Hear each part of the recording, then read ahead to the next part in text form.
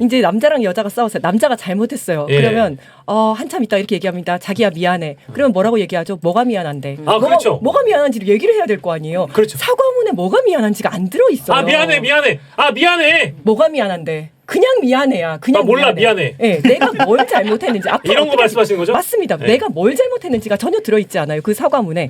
그래서 1년이 넘는 시간 동안 자기들이 잘못했다고 전혀 얘기하지 않고 가해자를 옹호하고 윤어게인을 옹호하고 그런 사람들을 계속 받아들이고 오히려 피해자가 잘못했다라고 피해자한테 책임을 전가를 계속 해오다가 1년이 넘어서 갑자기 미안해. 뭐가 미안한지 본인도 몰라요. 그냥 미안하다고 하는 거예요. 더 열받아. 옆에 있는 사람은. 더 열받아. 뭐가 미안한데. 근데 이런 거를 잘하는 사람들이 있어요. 누가 잘하냐면 범죄자들이 합니다. 어머. 뭐냐면 내가 때리고 괴롭히고 폭행하고 막 이렇게 한 다음에 나는 잘못 없다. 나는 무죄다. 이렇게 주장을 해요. 그러고 저 피해자가 나한테 폭력을 유발했다. 피해자 유발론을 계속 얘기하고 피해자가 잘못했다고 계속 얘기를 한 다음에 1년이 지나고 2년이 지난 다음에 갑자기 반성합니다라고 얘기합니다. 왜 반성한다고 할까요?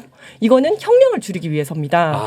그 감형을 받기 위해서 그제 와서야 이제 미안하다고 얘기를 하는 거거든요. 예. 그러면 피해자는 어떻겠습니까? 더 열이 받습니다. 예. 더 열이 받는 거죠. 예. 장난치나라는 생각이 들 수밖에 없는 겁니다. 예. 지금 왜 갑자기 사과를 하겠습니까? 이거는 너무 뻔한 겁니다. 이제 곧 지선을 앞두고 이제 중도 쪽으로 나아가기 위해서 표를 확장하기 위해서 지금 갑자기 사과를 하려고 하다 보니까 본인이 뭘 미안한지도 모르고 그냥 사과를 하는 거예요. 이걸 들은 피해자의 마음은 어떻겠습니까? 더 짜증이 나고 분노가 날 수밖에 없는 거예요. 예.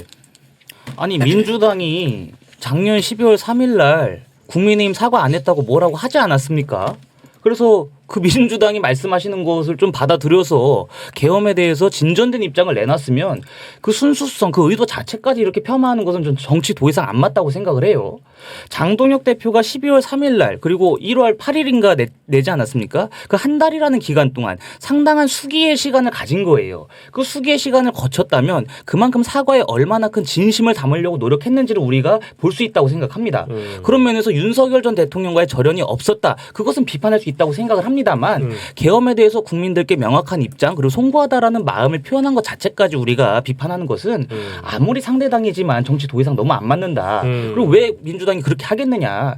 좀 보세요. 김병기 전 원내대표, 강선우 의원, 김현지 실장 이런 본인들의 논란이 너무나도 과다하기 때문에 어떻게 해서든지 국민의힘을 내란 위헌정당으로 몰아가지고 정치적인 목적을 취득하려고 하는 것 같은데 그래도 인간적으로 사과를 하라고 욕을 했고 그것을 받아들였으면 우리가 인간적으로는 좀 인정을 해줘야지. 아니 정치적인 도의를 얘기하시는데 인간적으로. 저는 민주당과 전혀 상관이 없고 그냥 국민의 입장에서 말씀을 드리면 그때 당대표 선거하고 이럴 때 장동혁 대표 포함해서 어떻게 했습니까? 극우 유튜버들에게 가서 면접 보고 했단 말입니다. 그 극우 유튜버 세력이 어떤 세력입니까? 윤 어게인 옹호하고 윤석열 석방 외치고 이런 사람들 아닙니까? 애초에 그런 사과의 진정성이 있으려면 그런 세력과도 절연을 하고 말 그대로 순수하게 본인이 앞으로 어떻게 정당을 운영하겠다. 앞으로 정책 기존 어떻게 가겠다. 당내 인사 어떻게 하겠다. 이런 비전을 내놨어야죠. 근데 신주호님도 안 좋아해요. 그러니까 국민의 입장에서는 아니 그런 게 없는 상태에서 그 극우 유튜버들한테 가서 면접 보고 있고 어떻게든 뭐 표 한 번 얻어보려고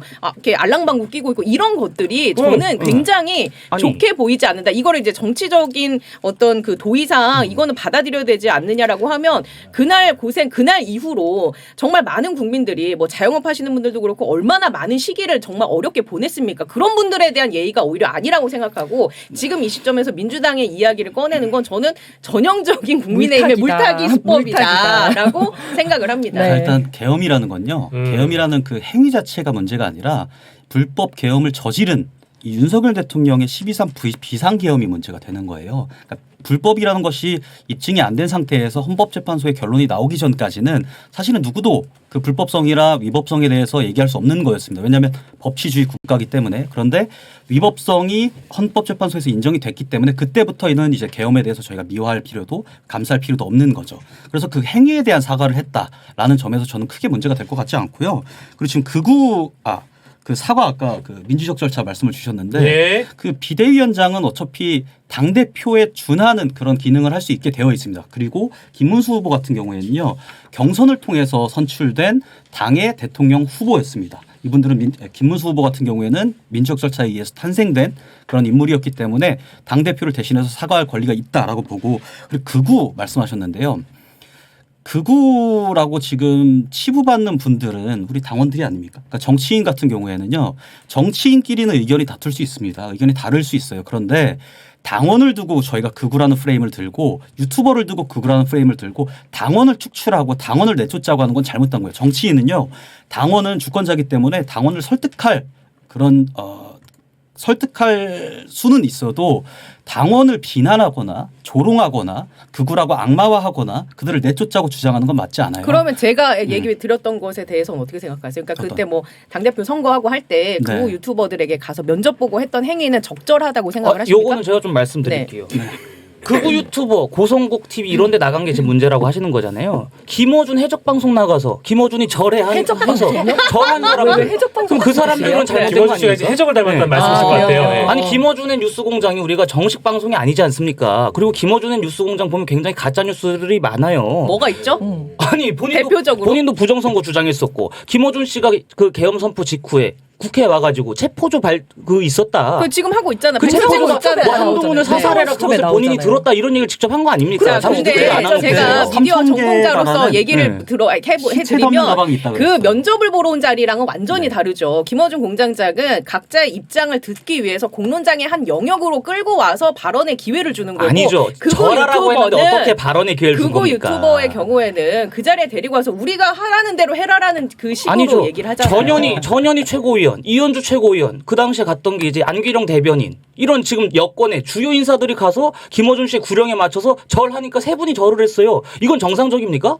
그것부터 비판을 하시고 그 유튜버 나가는 것도 똑같이 비판하셔야지. 그게 잣대가 이중적으로 가시면 안 됩니다. 김어준 씨의 유튜브 자체를 저희가 악마하는 것도 적절치 않은 것 같고요. 마찬가지로 반대해서 그 극우 유튜버들이라고 규정하는 것도 좀 맞지 않다고 봐요. 그러니까 극우라고 하면 본인의 주장을 관철시키기 위해서 폭력적인 행태를 한다거나 아니면 민주노총처럼 트랙터를 끌고 가서 위협을 가한다거나 아니 서울 이런 서부지법 것들. 폭동 사태는 폭력적인 행태였죠. 분명히 그것에 의해서 지금 법적인 단죄를 받고 있는 것이고 누가? 서울 서부지법 폭동 사태에 연루된 사람들은 소위 극우의 젊은층이라고 규정이 되어지고 있는데 네. 그 사람들이 지금 국민의힘의 2030의 그 세력들과 무관하지 않지 않습니까? 그거를 주관적으로 판단하는 건데 서부지법 사태에서 폭동 사태가 있었다고 하면 그 폭동 사태에 있었던 인물들은 지금 조사를 받고 처벌을 받고 있는 상황입니다. 네. 그 사람들은 극우라고 비판을 한다면 저희가 강력하게 방어하긴 어려워요. 그런데 주관적으로 그 사람들이 외치는 고성국도 구호가 윤 유튜버다. 어게인을 하고 있잖아요. 네, 고성국도 그러니까 이게 3단 논법의 오류인데요. 윤어게인을 외치면 극우다라는 게 잘못된 겁니다. 서부지법에서 폭동을 일으킨 사람이 윤어게인을 외친 것이고 윤어게인을 외친 사람이 곧 극우가 되는 건 아니에요. 거꾸로 생각을 하셔야 됩니다. 그러니까 저는 극우라는 개념 자체를 다시 재정비해야 된다고 보고 고성국 씨도 말씀하셨고 막 사람들 말씀하셨는데 고성국 씨가 지금 거기 가서 처벌받고 있습니까? 처벌받고 있는 사람들에 대해서는 정당한 비판이 될 수 있어요. 물론 논쟁의 영역이 있지만. 그런데 우파 유튜버들에 대해서 전반적으로 다 마음에 안 들면 극우라고 하는 이 행태 자체가 이게 프레임이지 뭡니까? 이게 선동인 거예요. 저는 일단 허위 뉴스에 대해서 좀 말씀을 드리고 싶은데 아까 김어준 씨가 본 주제와는 다르지만 괜찮습니다. 아, 지금 너무 좋아요. 네, 예. 아니 왜냐면 아까 말씀하신 거에 대해서 김어준 씨가 뭐 허위 뉴스를 했다 뭐 이런 얘기를 예. 해가지고요. 가짜 그런데 뉴스 생산한대요. 가짜 뉴스를 생산한다라고 네. 얘기하는 예. 거에 대해서 국회에 가서 본인이 얘기한 건 본인이 들은 어떤 제보에 대해서 이야기를 한 거고 실제로 그것들이 노상원 수첩을 통해서 사실일 가능성이 굉장히 높아지고 있는 거 아닙니까? 그리고 시체 넣는 영연백에 대한 것들도 분명히 나왔습니다. 지금 예. 나오고 있는 부분이기 때문에 그것을 단순히 무슨 뭐 가짜 뉴스라고 얘기할 수는 없는 내용이다라는 부분을 좀 지적을 하고 싶습니다. 그 영연백 같은 경우는요. 제가 명확히 좀 짚어드리는데 3,000개가 그 계엄을 위해서 발견됐다라는 식으로 호도가 된 게 문제고요. 영연백 같은 경우 원래 군에서 그 정도 수량은 매년 주문 발주를 합니다. 그렇지 않습니다. 갑자기 높아진 거죠. 그 주문을 하는 네. 수량 그 시기에 갑자기 많아진 갑자기 거죠. 특정이 된 시기에 그래서 의혹이 생긴 네. 겁니다. 그러니까 그게 저는 궁예질이라고 생각을 하는 게 그 전에는요. 그때보다 훨씬 더 수량이 많았을 때가 있었어요. 그럼 그때도 계엄을 준비했다고 얘기할 수 있는 겁니까? 근데 지금은 계엄을 했잖아요, 실제로. 그러니까 그게 저는 결과론적으로 이 트래킹을 해가지고 문제 제기를 하는 게 잘못됐다고 말씀드리는 겁니다.